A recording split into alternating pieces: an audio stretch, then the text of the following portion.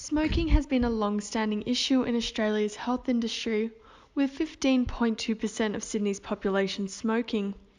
Yet, with Western Suburbs seeing a boom in alternative health treatments, the rates still remain the highest in Sydney's region.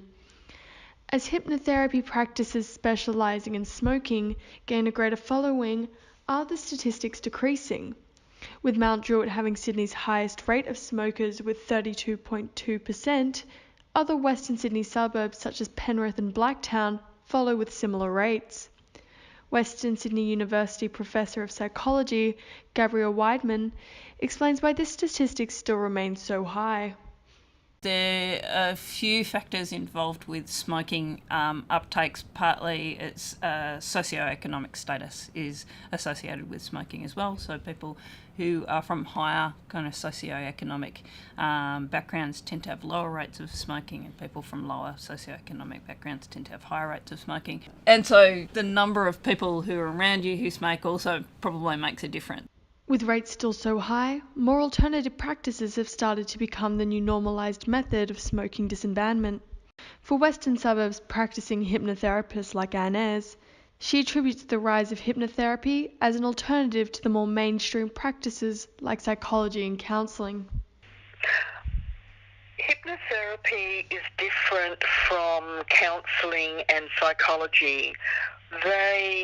When they're talking, they're giving instruction about how to go about it.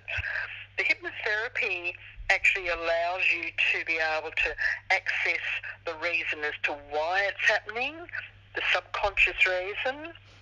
Yeah. When people want to stop smoking, they know what they're supposed to do, but in most cases they're not able to do it. As local treatment centres only rise, Ms. Ayres hopes to see an even greater and more open perspective. In a lot of ways, there's always been a stigma around hypnotherapy. I think it's because people just haven't really been able to understand exactly what it is.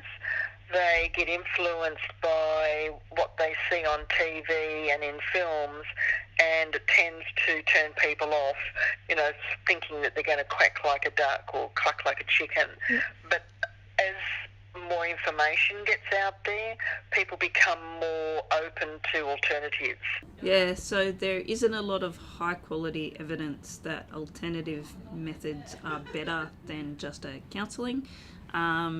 It seems to be that the therapeutic relationship that you have in something like hypnotherapy. While the smoking rates still remain high in the western regions of Sydney, there has been an overall decrease compared to the rates from 10 years ago. Aside from the occasional minor peak, rates appear to have a downward inflection. Professor Weidman accounts these results to a more national perspective, looking at the decrease on a more government-based approach. I think the things that have been really helpful in reducing rates of smoking in Australia are things like plain packaging and increasing taxation of cigarettes and graphic warnings on cigarette packets, so you can see that across the last 20 years in Australia, the rates of smoking have substantially decreased on a population basis. However, Ms. Ayres disagrees, claiming the decrease is more based on emotional aspects. I'd like to think it's with hypnotherapy.